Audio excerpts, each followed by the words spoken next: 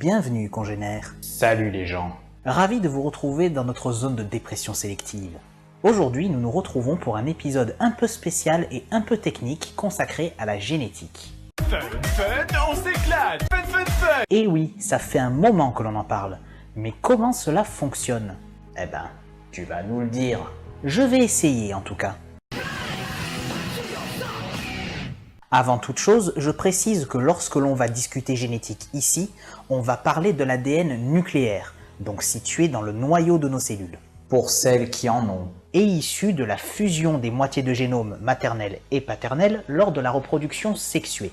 On l'a déjà évoqué dans l'épisode 1. C'est en effet le génotype de cet ADN qui s'exprime en phénotype de l'individu, mais il existe un autre type d'ADN dans nos cellules, l'ADN mitochondrial.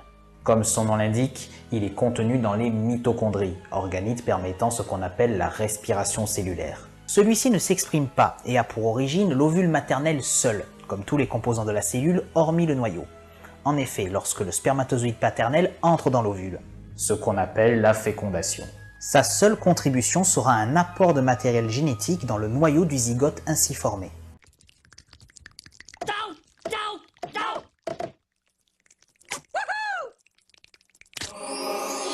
Cependant, cet ADN mitochondrial est tout de même très intéressant car il n'est pas soumis au brassage génétique lié à la reproduction sexuée et est transmis uniquement par la mère. Or, si l'on connaît la fréquence de mutation d'un gène, qui a une valeur constante, alors, en dénombrant les mutations accumulées dans le temps, on peut déterminer par le biais de la technique dite de l'horloge moléculaire une estimation assez précise des âges de séparation des populations et à plus grande échelle, des lignées.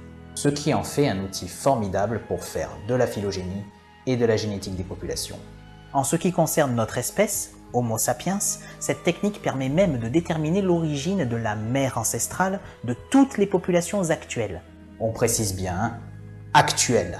Du point de vue géographique et temporel, et quelle est la population d'aujourd'hui qui s'en rapproche le plus au niveau du génotype? C'est ce qu'on surnomme l'Ève mitochondriale. On vous conseille à ce sujet le visionnage de l'excellent épisode « Adam et Ève ont-ils existé ?» de la chaîne Science Étonnante. Ceci étant dit, passons aux choses sérieuses. L'ADN s'organise dans le noyau de nos cellules sous forme de chromatine. Il s'agit d'une substance constituée du brin d'ADN empaqueté avec des protéines, dont notamment ce que l'on appelle des histones entre autres. Au moment de la division cellulaire, ce brin d'ADN va se compacter et se découper en ce qu'on appelle des chromosomes. Chez l'homme, ces chromosomes s'organisent en paires dites de chromosomes homologues, c'est-à-dire porteurs des mêmes gènes. Les gènes, on le rappelle, sont des séquences de nucléotides qu'on associe à des rôles fonctionnels. Cette organisation par paires des chromosomes dans nos cellules en fait ce qu'on appelle des cellules diploïdes. Ensuite, après réplication, ces chromosomes se répartiront différemment dans les cellules issues de la division selon qu'il s'agit de mitose ou de méiose. Mais là n'est pas le propos. Disons juste que lors de la mitose, la diploïdie est conservée. Par contre, lors de la méiose, il y a recombinaison génétique et on se retrouve avec la moitié de chaque paire dans chaque nouvelle cellule. On dit que les gamètes sont des cellules haploïdes et la fécondation restaurera la diploïdie, chaque chromosome homologue provenant d'un des deux parents. Chez l'homme, on dénombre 46 chromosomes, soit 23 paires de chromosomes homologues. Parmi eux, on distingue 22 paires d'autosomes et une paire de chromosomes sexuels. XX pour les femmes, XY pour les hommes. Pour étudier le génome d'un individu, on peut alors organiser les chromosomes d'une cellule sous la forme d'un karyotype, c'est-à-dire l'arrangement de photographies microscopiques disposées de manière standard, par paire et classées par taille. Revenons aux gènes, tu veux bien? Ce qui crée la diversité, ce sont les mutations génétiques, et ces dernières amènent à l'apparition de versions différentes d'un même gène. Ces versions variables d'un même gène, ce sont des allèles. En ce qui concerne les chromosomes homologues, bien que porteurs des mêmes gènes, ils ne sont pas forcément porteurs des mêmes allèles. Un individu porteur de deux allèles différents sur chacun des chromosomes d'une même paire est dit hétérozygote pour ce gène. Si au contraire il est porteur d'un même allèle sur les deux chromosomes homologues, il est dit homozygote pour ce gène. Là où ça se complique, c'est pour les chromosomes sexuels. Les femmes, donc XX, peuvent également être homozygotes ou hétérozygotes pour les gènes de ces derniers. Par contre, chez les hommes, XY, c'est particulier. Le Y est un tout petit chromosome, donc nombre des gènes portés par le X n'ont pas d'homologue sur le Y. Ils sont alors dits hémizygotes. Or, tous les allèles ne se valent pas. Il y a des rapports de force qui vont faire qu'ils ne s'exprimeront pas de la même façon selon s'ils sont dominants ou récessifs. Avant de poursuivre, il est bon de préciser que ce qui fait qu'il y a différenciation des cellules de l'organisme, c'est que tous les gènes ne s'expriment pas tous dans chaque cellule. Toutes nos cellules, ou presque, possèdent l'intégralité de notre code génétique, mais seules certaines séquences sont actives selon le type cellulaire et leurs fonctions spécifiques. Un peu comme les musiciens d'un orchestre qui possèdent tous la même partition, mais ne jouent que la séquence correspondant à leur instrument. Si on prend l'exemple des maladies génétiques, c'est ce qui fait que les personnes atteintes de myopathie n'ont la mutation active que dans leurs cellules musculaires, ou que les personnes atteintes de mucoviscidose n'ont que leurs cellules pulmonaires touchées par la déficience. Ne t'éparpille pas. Ce qui va également déterminer le phénotype au-delà de l'activation ou non d'un gène, c'est le caractère dominant ou récessif des versions présentes de celui-ci. Quoi? En gros, le même gène est présent en 2 exemplaires dans chaque paire de chromosomes homologues.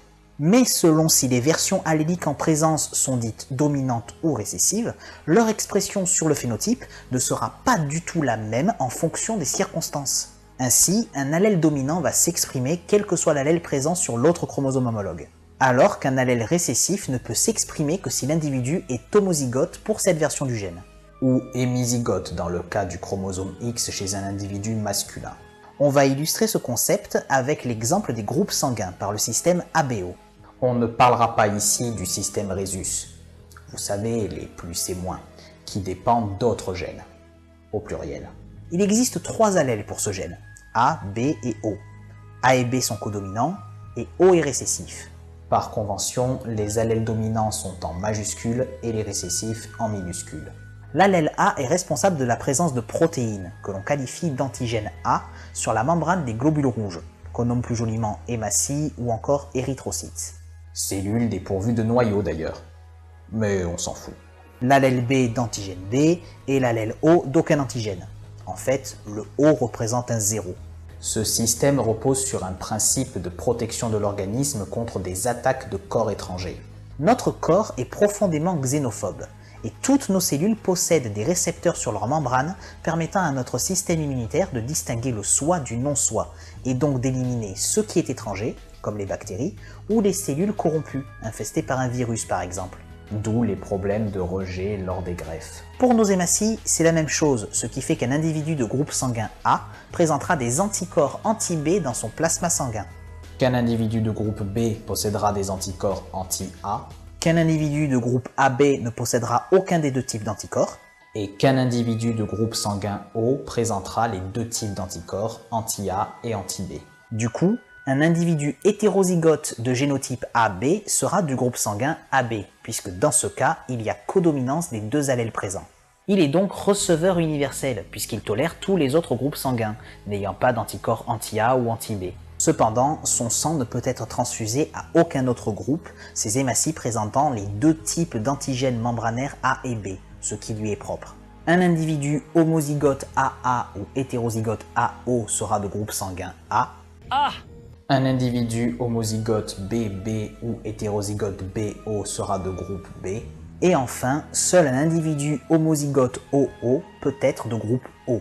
Il est alors donneur universel, puisque ces hématies ne présentant aucun type d'antigène, son sang est toléré par tous les autres. En contrepartie, il ne peut recevoir lui-même que du sang de groupe O par la présence d'anticorps anti-A et anti-B dans son plasma sanguin. Ainsi, certains caractères peuvent sauter des générations par le fait que leur support est récessif, mais se conserver dans le génome de la population grâce aux individus hétérozygotes, qui sont donc vecteurs. Ce qui maintient une diversité génétique sous-jacente dans les populations, même si elle ne se voit pas sur le phénotype. Cependant, avec les mélanges à grande échelle et de plus en plus fréquents des populations, et le brassage génétique que ça génère, certains caractères semblent devenir plus rares. Aussi estime-t-on que les blonds sont en voie de disparition, car cette couleur de cheveux dépend d'un allèle non seulement récessif, mais assez peu répandu à la base dans la population mondiale. Joffrey Baratheon. Goldenhead.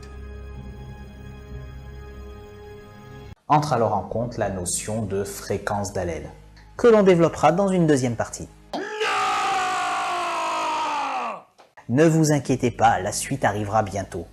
Oui? Oui. En attendant, je vous suggère d'aller voir l'épisode « Le vrai visage de vos chromosomes » de l'émission Biologie tout compris sur la chaîne de Tania Louis. En bref, la diversité d'une population n'est pas forcément visible, car la variation génétique peut ne pas s'exprimer et rester en sommeil sur plusieurs générations.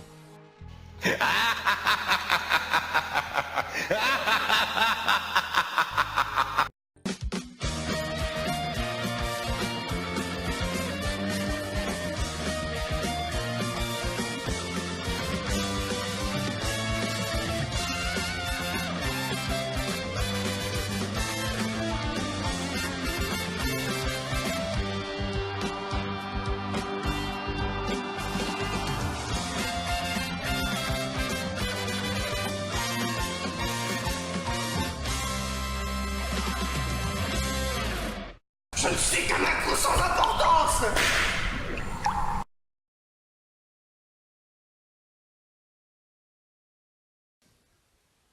T'as vu un peu cette allitération en S de ouf gueudin? Seules certaines séquences sont actives selon le type cellulaire et leur fonction spécifique. C'est classe.